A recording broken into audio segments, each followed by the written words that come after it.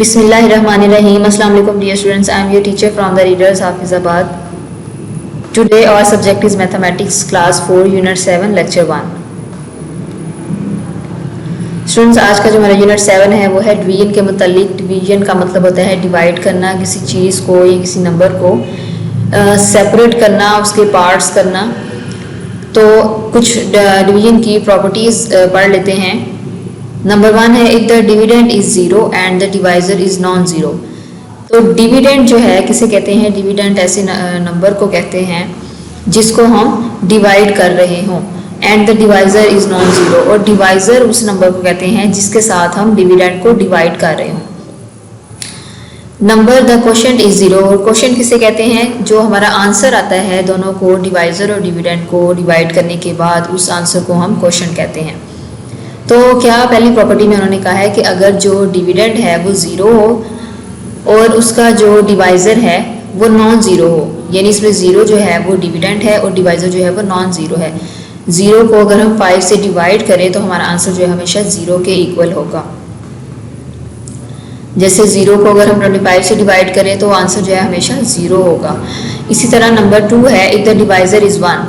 अब यहाँ पे डिवाइज़र जो है अगर 1 हो, quotient is the same number as the dividend. Dividend जो है वो कोई नंबर है और इसका डिवाइज़र जो है 1 हो, तो इसका आंसर है यानी क्वोशंट है वो नंबर इटसेल्फ होगा, यानी डिविडेंड इटसेल्फ होगा। 35 को अगर हम 1 से डिवाइड करें तो आंसर जो है वो 35 ही आएगा।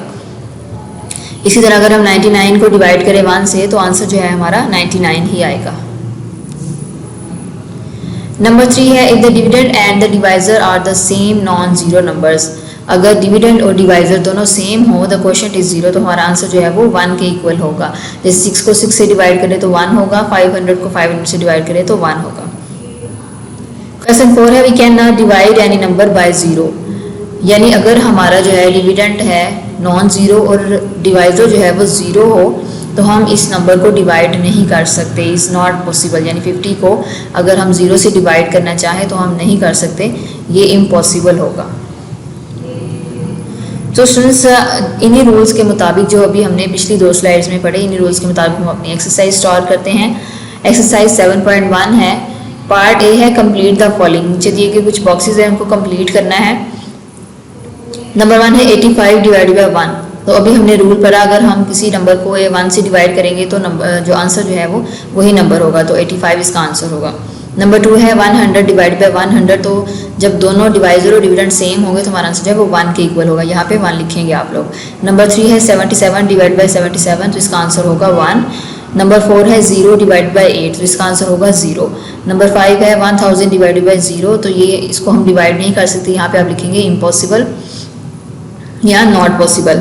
नंबर 6 है 8 डिवाइड बाय 0, यहाँ पे भी आप नॉट पॉसिबल लिखेंगे क्योंकि रूल हमने पढ़ा है कि हम किसी भी नंबर को 0 से डिवाइड नहीं कर सकते। नंबर 7 है 55 डिवाइड बाय 1। तो 1 से अगर हम किसी नंबर को डिवाइड करें तो हमारा आंसर जो है वो नंबर इटसेल्फ होगा, तो यहाँ पे आप लोग लिखेंगे 55। नंबर 8 है 1 divide by 1 is equal to 1। Number 9 है 0 divide by 10 is equal to 0। Number 10 है 10 divide by 10 is equal to 1। Number B है क्वेश्चन बी है राइट ट्रू और फॉल्स। नीचे कुछ स्टेटमेंट्स दी गई हैं, इनके मुताबिक हमने ट्रू और फॉल्स इन बॉक्सेस में लिखना है। जैसे क्वेश्चन 1 है 5 divide by 5 is equal to 0। अब हम जानते हैं कि अगर डिवाइज़र और डिविडेंड दोनों सेम हो तो आंसर जो है वो 1 के इक्वल होगा, इसलिए ये स्टेटमेंट जो है वो फॉल्स होगी। नंबर 2 है 100 divide by 100 is equal to 0, तो ये फॉल्स स्टेटमेंट है।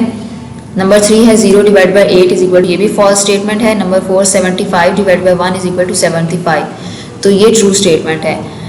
नंबर 5 है 20 divide by 20 is equal to 1, यहाँ पे आप ट्रू लिखेंगे। नंबर 6 है 40 divide by 0 is equal to 0, तो ये यहाँ पे आप फॉल्स लिखेंगे यहाँ पे, क्योंकि हमारा आंसर जो है हम इसको डिवाइड नहीं कर सकते, इम्पॉसिबल होता है। नंबर 7 है 75 divide by 0 is equal to 75, तो ये फॉल्स स्टेटमेंट है। Number 8 55 divided by 55 is equal to 1, तो ये ट्रू स्टेटमेंट है। तो स्टूडेंट्स हमारी ये एक्सरसाइज कंप्लीट ही। नेक्स्ट है homework, solve question A B of this exercise on books. इस एक्सरसाइज के दोनों पार्ट्स आप लोग अपनी बुक्स पर सॉल्व करेंगे। Thank you.